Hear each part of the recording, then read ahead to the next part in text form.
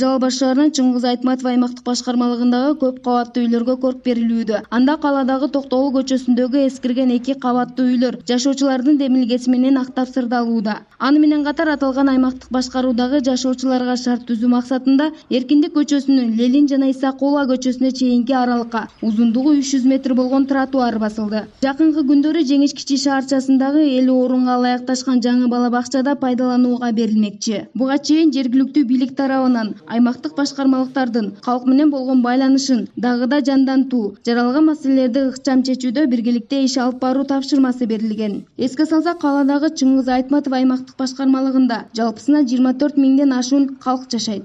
Быйылкы жылы Чыңгыз Айтматов аймагында аябай сонун салмалык болуп турат. Ошо жерде Жеңиш районуна уюшулганына 30 жыл болду.